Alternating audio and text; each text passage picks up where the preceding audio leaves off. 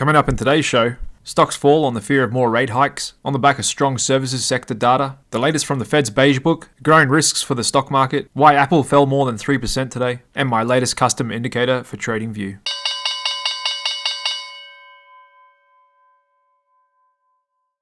Welcome back to Click Capital, everybody. We're now past the halfway mark of this shortened trading week, and it was mega cap tech that pulled down the indices today, with Apple leading the way down 3.5%, which I'll get into in a bit, and a bit of mixed breadth out there overall, with energy still holding up pretty good. So lately in the stock market, it's been a case of bad news is good and good news is bad. And that was on the back of the latest ISM PMI reading we got on the services sector for August, which is a barometer of business conditions in the service sector, showed that prices increased to the highest level since February, and the index jumped from a reading of 52.7 to 54.5 compared to the prior month, and that was a big surprise as economists had actually expected a decline to 52.5. And so the services sector is still resilient, which is contrasting the softer manufacturing sector, and that's leading to things like Boston Fed President Susan Collins warning that more policy tightening could still be on the table. So the market and the Fed itself are still not sure whether they're done hiking rates, and that could be spooking the stock market a little bit. On the other hand, we've got the Fed's Beige Book showing that inflation and wage growth will slow later this year, and it revealed that businesses in several districts were struggling during August to pass on costs to consumers,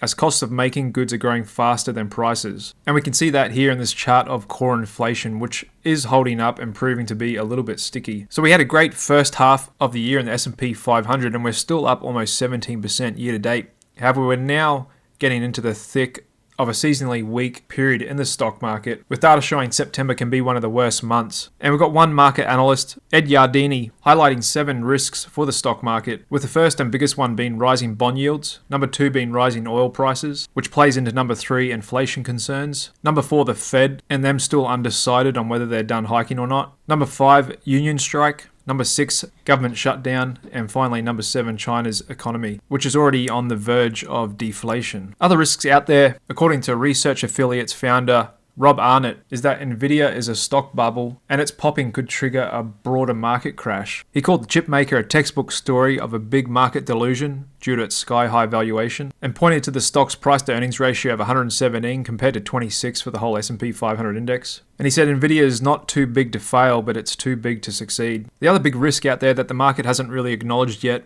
is the Fed's transition from quantitative easing, where they print money to buy assets, to that of quantitative tightening, where they're trying to reduce their balance sheet, and they actually have done to the tune of $1 trillion. And we can see that here in this chart of the Fed's total assets on their balance sheet, absolutely exploding higher after COVID, from a bit above $4 trillion, getting up to almost $9 trillion in early 2022. And latest data shows that they're just sitting at a little over $8 trillion. And in addition to interest rate hikes, this is another way for them to fight inflation. And they aren't doing so much as selling their assets, but rather just letting the bonds mature and run off their balance sheet, which effectively pulls out liquidity out of the market. However, the thing with the Fed and their balance sheet is if and when things get bad again, they will fire up the printers at a moment's notice, and the market knows that. So any big dips are likely to get bought, with the big algos leaning against that always present Fed put. So you may be wondering, with these big and ever-present risks in the market, how do you position your portfolio to not only protect your wealth from that, but even potentially benefit from it? And one thing I like to do is look at how some of the biggest and best investors in the business are doing it. And one of them is William Smead of Smead Capital Management. And he said they are loaded with inflation beneficiary stocks like oil and gas and useful real estate. He said the stock market is currently priced under the assumption that inflation will abate. And he said, unfortunately, the government is discouraging fossil fuel production, so get ready for higher oil prices for a long time. Throw in labor demanding higher wages, and you get both cost push and demand pull inflation like what we saw in the 1970s. As inflation becomes a decade-long problem, we believe you will see growth stock price to earnings multiples contract over time. And he's the lead portfolio manager for his firm's $4.7 billion value fund. Another guy I listened to is the founder of Oak Tree Capital Management, Howard Marks. And he said corporate bonds will be a better investment than stocks for the foreseeable future. And he said investors can expect equity-like returns from corporate bond market for much less risk than stocks for the foreseeable future as interest rates in the US stay elevated. He said going forward, the Fed funds rates are likely to be lower than where they are today, but they're unlikely to be as low as where they were from 2009 to 2021. He said today the returns on fixed income or debt or credit, whatever you want to call it, are much higher than they have been for at least 20 years. And that brings me to my latest indicator I want to introduce to you guys today that I've just developed for the TradingView platform.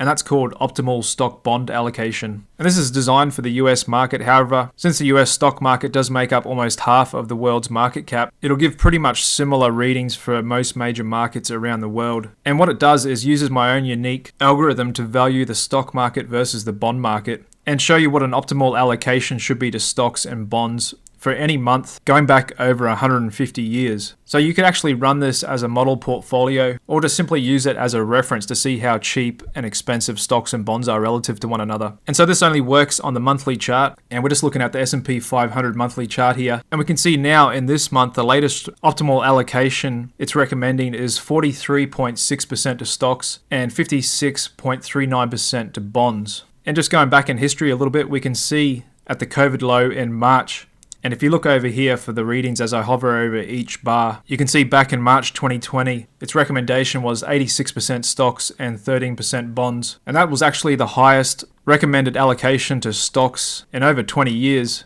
And the lowest recommendation to bonds in over 20 years as well, down at 13%. And just looking at the Vanguard Total Bond Market ETF BND, at that same point in time, we can see my algorithm detected that the bond market was significantly overvalued, and we've had that big historic fall in the bond market over the last 3 years. However, what's interesting of late, and something I've been noticing this year, if you've been watching the channel, is now for the first time in this entire secular bull market cycle, we've now got the widest gap between the recommended allocation to bonds over stocks. So right now the gap is at 13% with bonds at 56% and stocks at 43%. And the last time we saw that larger gap was back in the middle of 2007, back here, just before the stock market fell over 50% in the GFC. And then you can see all of that time from the GFC going forward, the model recommended between 60 and 70% most of the time allocation to stocks. And the cool thing about this indicator, just changing over to a log chart, is you can zoom back over 150 years of data in this indicator and see how it's performed back in time, even going back to 1871. And so you can see here, leading into the 1920s crash, the model was recommending a low allocation of stocks at 28%.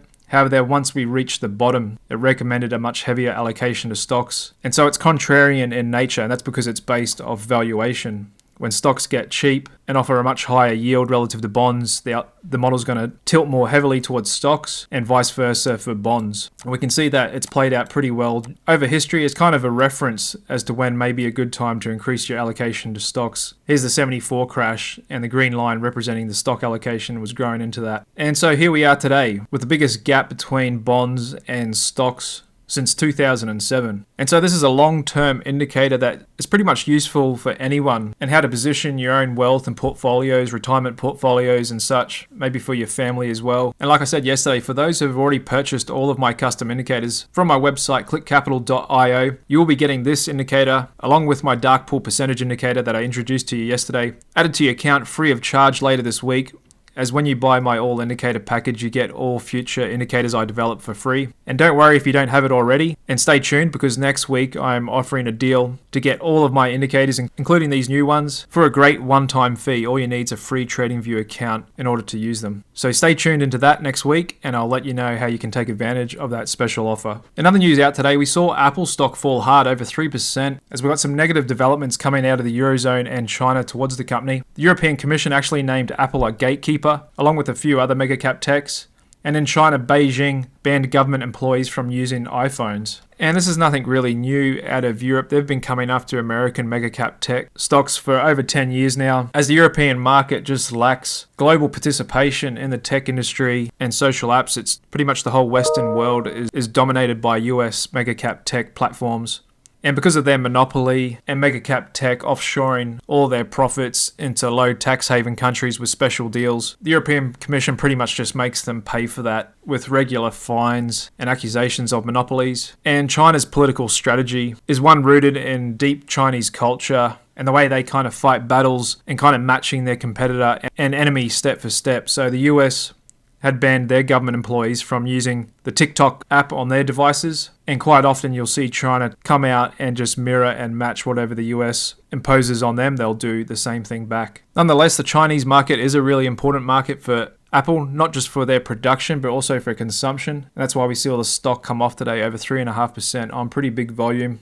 losing its 50-day VWAP. And that's important for the stock market because it's the biggest stock in the market. And if that can't break out to fresh highs, then it's unlikely the Nasdaq will either. And here's a quick update on my only bears strategy on the Collective 2 marketplace. For those of you who don't know, this is my own active hedge strategy where we only hold 20 short positions in US stocks, making for a perfect hedge for the typical long-only portfolios out there. And that's now up 17.6% year to date and currently in the top 6% of all strategies on the marketplace. Click the link in the description below this video if you want to learn more about my only bears strategy and how you can follow along. Over to economic data today, we're seeing more weakness in the Eurozone with Germany's factory orders month over month declining 11.7%, Eurozone retail sales contracting 1% year over year. And then apart from that ISM PMI out of America, there wasn't much else out today. Then tomorrow we've got some GDP and employment data out of Europe, a bunch of Fed speakers, and then not much else for the rest of the week, just a bit of inflation data out of China. There's a look at the markets. Probabilities the Fed will hike again, still undecided here, almost 50-50 whether we'll get that hike in November or not. It's pretty much a done deal that they'll pause in 2 weeks when they meet, then another rate hike is still up in the air. Surprisingly, we've still got the fear and greed index just hanging on to the greed zone here. And that's because we got a little bit of a change in the trend in the options market today. Was a little busy for a Wednesday at 37.3 million contracts.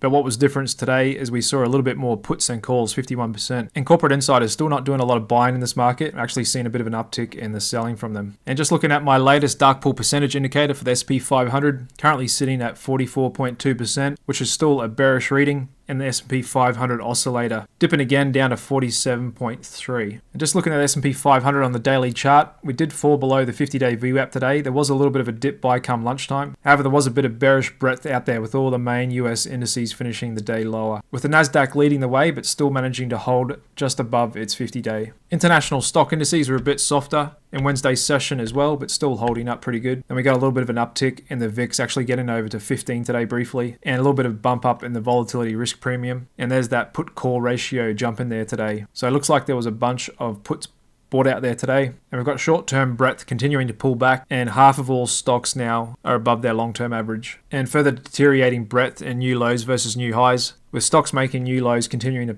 outnumber the stocks making new highs, 81 to 27 on the Nasdaq today. And there's the growth versus defensive sector stock spread, potentially putting in a double top formation. Same deal with growth versus value stocks. And there's commodities versus stocks breaking out to multi-month highs. And inflation expectations back on the march higher, along with the 2-year yield now back above 5%, and the 10-year hovering near multi-month highs as well at 4.29. May have been a little bit of a flight to safety today because those higher yields didn't manage to bring down TLT, actually finished the day higher, and high yield bonds actually finished the day lower, but still in this really long multi-month sideways pattern. Another negative for the stock market is the strength in the US dollar. Moving up again today, finding 105 in the dollar index, and just taking you out to a weekly chart here. It's still been in this sideways pattern for almost a year. We really need to break out above that 106 level and put in a higher high, and that will put a lot more pressure on stocks and maybe keep a lid on the growth in commodities as well. There's Bitcoin still trading soft, and that higher dollar isn't affecting the commodity complex too much, showing a lot of resilience, with crude sitting pretty at $87 a barrel. It looks to be holding above this resistance zone. That's going to keep the upward pressure on inflation and a bit of a pinch on the consumer with their discretionary spend as well. Over to stock sectors, and it was mostly red out there today. Saw a big gap up again in the cannabis ETF, but actually finished the day lower a little bit, and we are significantly and technically overbought in the short term here today. We can see in our dynamic swing index, it's got a reading of 20, so we should expect a pullback in this fund over the next couple of days. And there's the semiconductor sector struggling to find new highs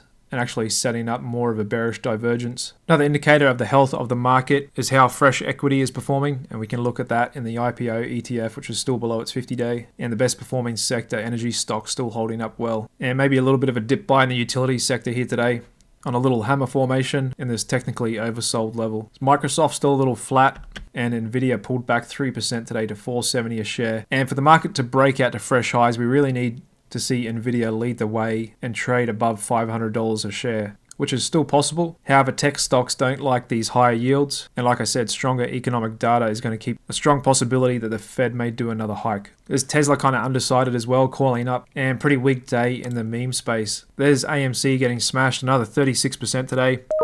On the back of news, they're going to sell more shares to try and raise capital, and after stock splits, conversions, preferred stock, they're running out of financial engineering options to try and keep the illusion alive on this thing. And even looking at my stock fair value indicator, it's still got fair value on AMC at $3.78 a share. Even though it's been completely hammered over the last month, it's still showing as 127% overvalued. So overall, the pointy end of the stock market in the meme space, really sensitive to market sentiment, is pretty soft here, and the banks are starting to look a bit more softer as well, with the regional banks trading down a bit today. Some of the more vulnerable regional banks coming off a bit here on volume, and the big guys all in short-term downtrends as well. Okay, that's a wrap for today. Thanks very much for stopping by. If you found some value in this video, please hit that like button, and you're welcome to drop a comment. I read and respond to every single one, and we'll see whether the S&P 500 can continue this pullback lower and it turns into a wave 3 of this potentially new downtrend, or whether we get a strong dip buy and we do come up to test that 4600 level again. As always, we'll play it day by day and try and decipher what the charts and indicators are telling us. That's it for now, and I'll see you again tomorrow afternoon. Cheers.